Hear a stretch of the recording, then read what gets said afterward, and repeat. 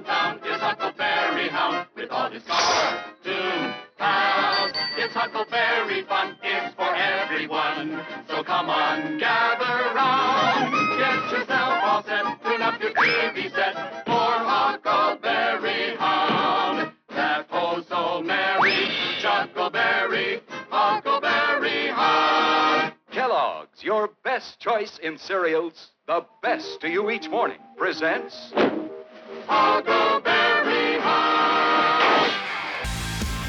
Hello and welcome to The Extras. I'm Tim Millard, your host, and joining me is George Feltenstein of the Warner Archive to talk some classic animation. Sounds like a great idea, Tim. Yeah. Wonderful. We've talked a lot of classic animation this year, George, but there's been a few months here where a couple titles were released, amazing titles, and we kind of just never had a chance to get back to them because you literally have had so many titles releasing each month, many of them worth a lot of effort and podcasts on their own.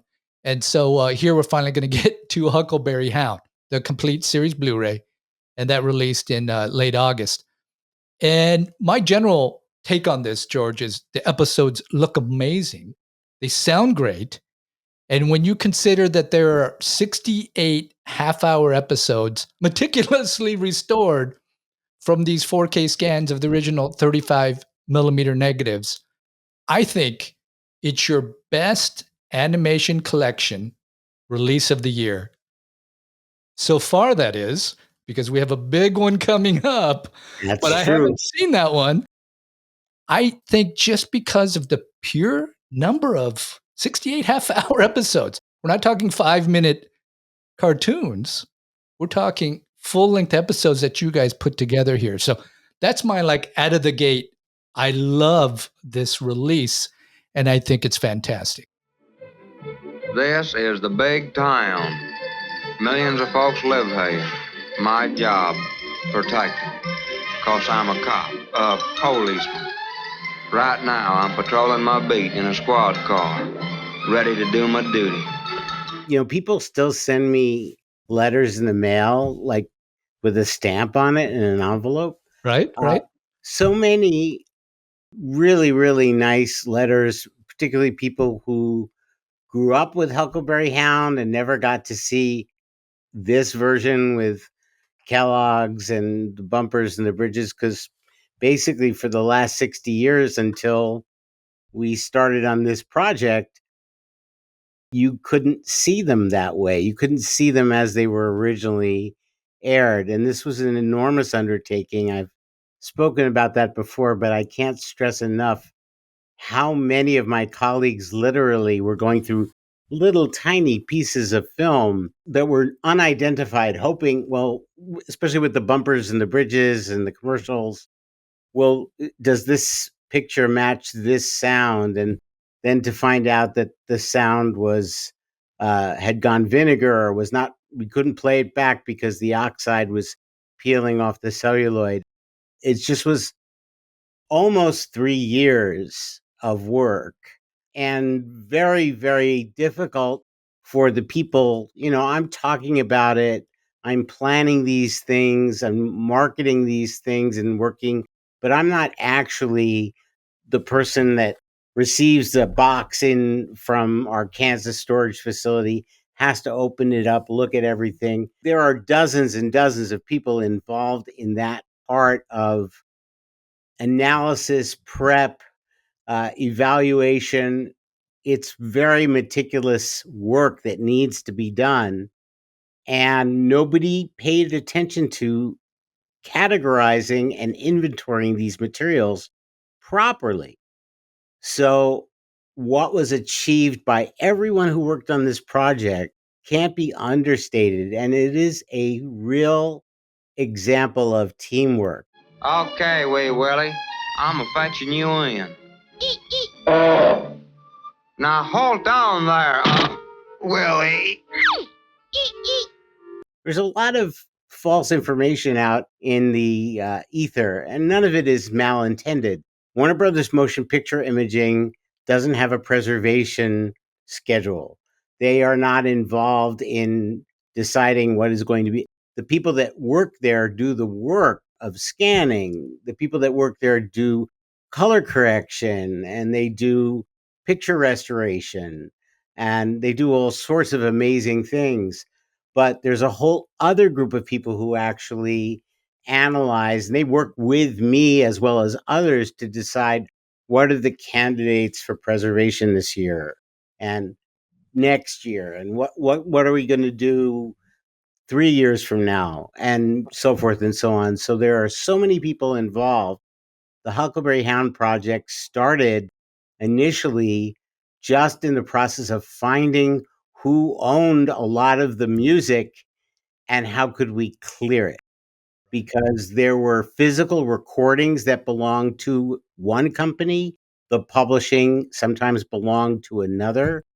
And as I mentioned before, when we talked about Huckleberry Hound, the reason why there was nothing beyond the first season was not due to this internet rumor of low sales.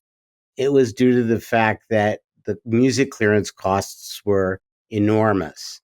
And so we had to clear the music and actually go through the logistics of clearing the music before we could even start on configuring the remastering and then looking for the elements.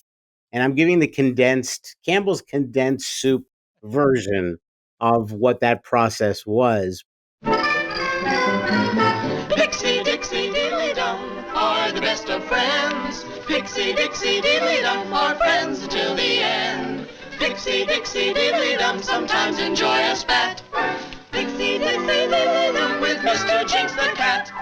For me, to have the half hours as close to possible within our means, recreate what those half hours were like when they were aired across 4 seasons in 1958, 1959, 1960, and to the end of 1961. After that was reruns. You know, it's thrilling to put it all back together. And almost everything in terms of the cartoons, they indeed did come from 4K scans off the camera negative. The Yogi Bear segments had been completed earlier, so they look a little different, but they're okay. But what we were able to do with the rest and preserve the grain structure and the quality of the animation, people really have looked at these and said, you know, made for television animation got a lot cheaper in its look after Huckleberry Hound and the early Hanna-Barbera shows. There was a lot of work that went into these cartoons and these episodes, but you also had veterans of the MGM cartoon department and the Warner Brothers cartoon department and other cartoon departments, real layout people and background people and animators and voice artists all coming together.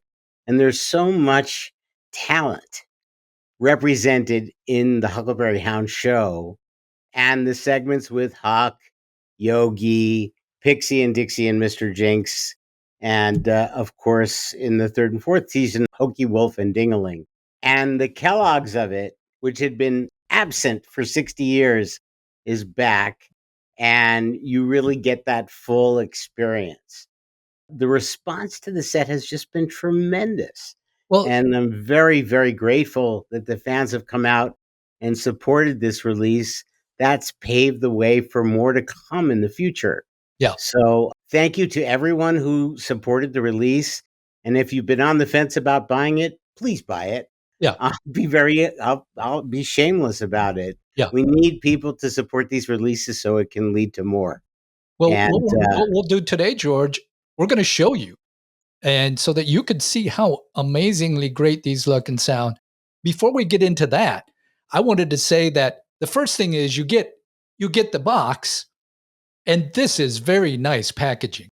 You get this nice box with the 3 Blu-ray cases that are holding the discs, and the first case you have season 1 in one case with 4 discs.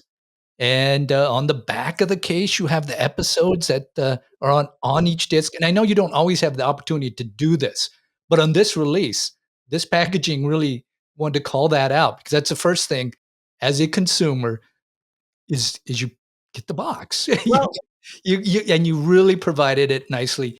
And because you have the 3 different Blu-ray cases with just 3 discs for the last season and then 4 discs for the first 3 seasons, they're well protected and they sit in there very nicely. So I did want to just mention that before we get into the actual episodes. That's incredibly important because you won't, as long as I have anything to say about it, you won't see a Warner Archive product go out into the market with packaging that is not consumer friendly.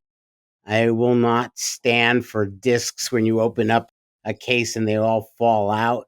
It's like it's like Blu-ray Jenga, it's they're all flying all over the place. And I know what I have bought from other companies various series and been very disappointed with the packaging, and that was one thing I really fought hard for, and that also sometimes makes us have to charge more for the retail price.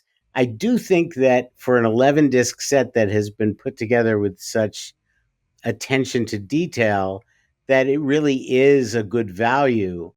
Now, of course, I'm tainted because we're charging at a list price. We're charging $5 less than the list price was for the first Looney Tunes Golden Collection. Of course, that was a different world back then. But we're trying to keep the prices at a digestible form. And for 11 discs with all of this incredible classic content that is a tribute to Bill Hanna and Joe Barbera and all the people that work for them, and people like Dawes Butler and Don Messick doing the voices. It's nirvana for people who grew up with vintage Hanna-Barbera. Yep. Well, after I enjoyed opening it and looking at the packaging, George, I put it in my Blu-ray player, and pow, that menu pops up, looks beautiful, and it makes it so easy to hit play and start the episode. But let's just take people through that experience a little bit, because it's not just about the cartoons.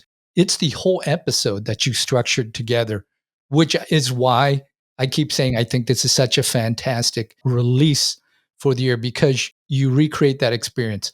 We all think back when I saw this. And of course, I never saw it like this because I saw it in reruns and it was chopped up and, and different things.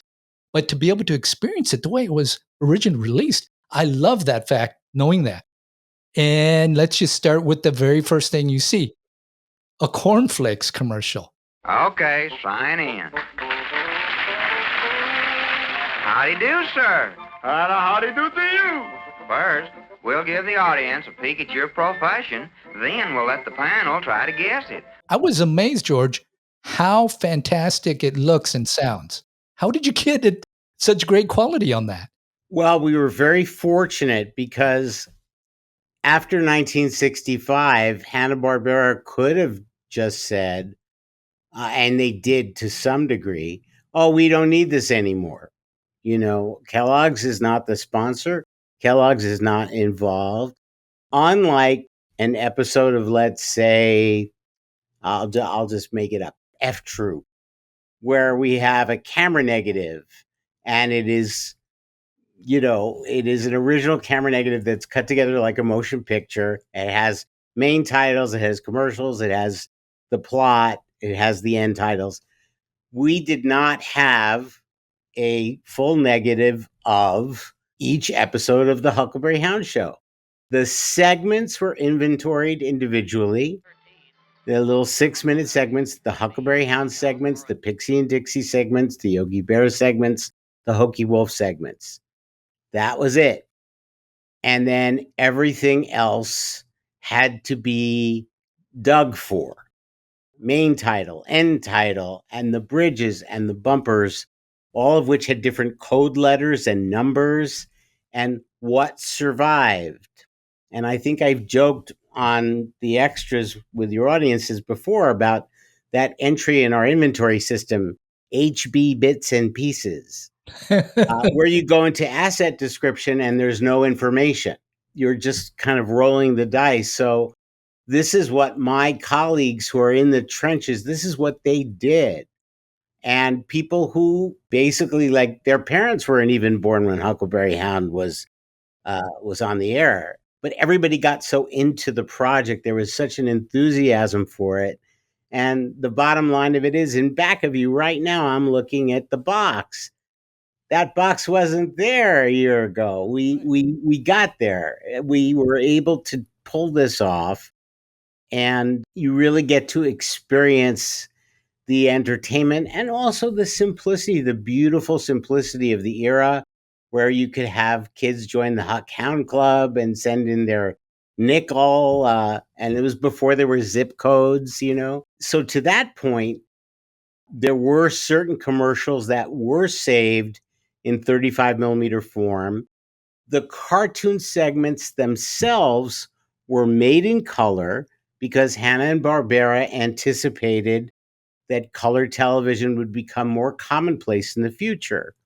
They were not alone in thinking that. In the early 50s, Adventures of Superman later series with George Reeves, they were shot in color when color television was still limited and embryonic, but they were thinking ahead to the future.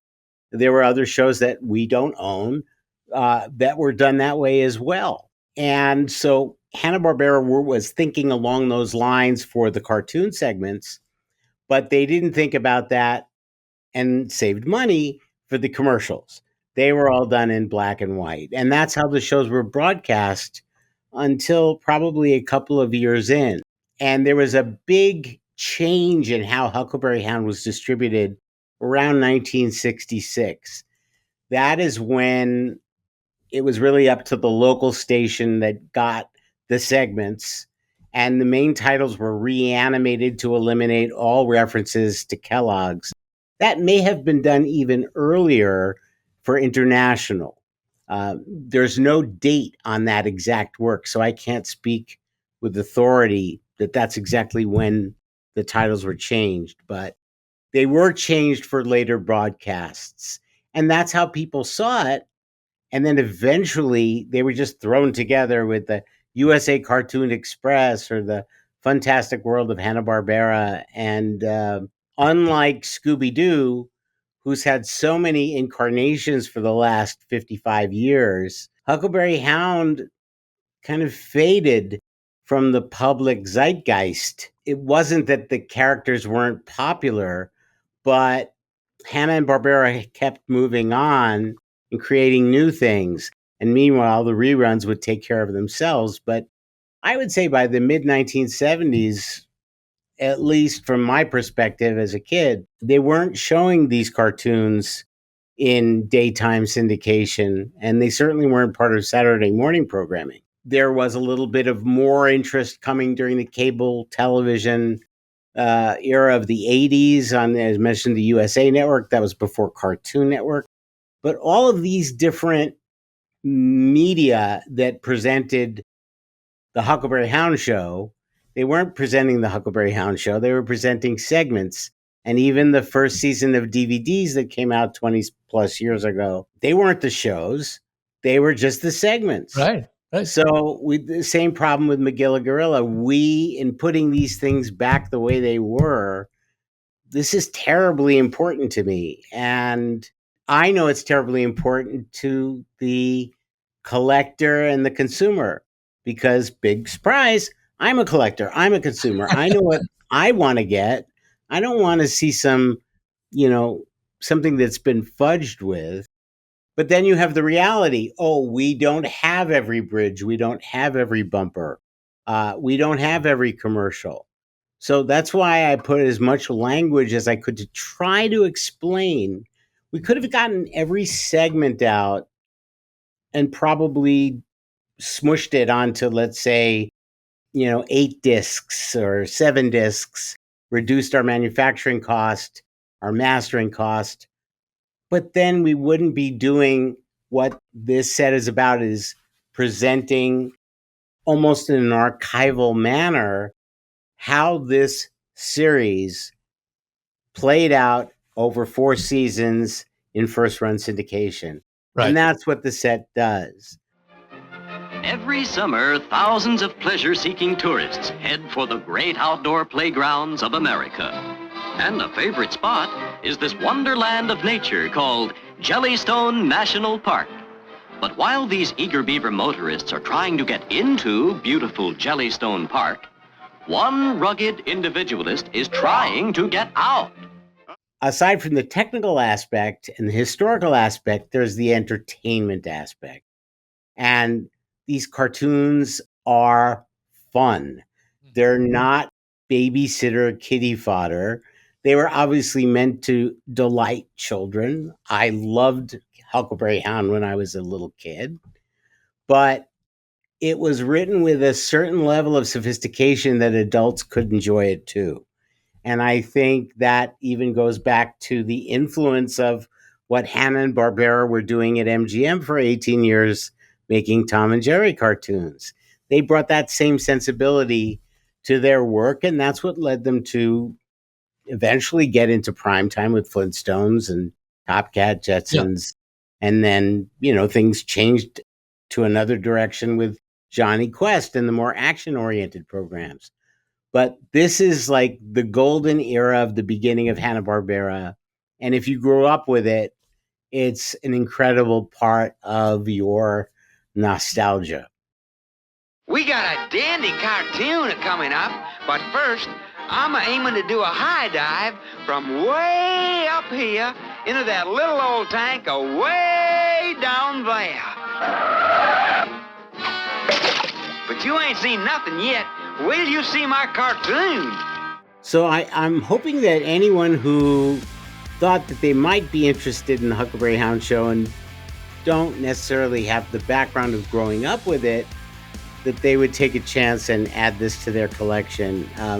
I don't think anybody who does that will be disappointed. Yeah. And of equal importance, Huckleberry Hound would be a great holiday gift for many different groups and demographics. Yeah. So consider it when you're shopping. It's just such a terrific release, and I just love the fact that the way you've put it together, whether you grew up with it and you saw it in its original form, or if you never saw it in that form, now you can see it in its original form, which is ideal for the collectors who want to have that experience and to see it in HD. I mean, it looks and sounds fantastic now. So it's a terrific, terrific release. You do have a few extras on there at the end. Those are nice to have, which I think probably were they on the DVD? Yes. Yeah. So those are ported over, but it's just a fantastic packaging. It's a fantastic experience to watch, and a great gift for yourself or for someone else. So it's a terrific release. Well, thank you. And on behalf of everybody who worked on it, they say thank you too. Yeah.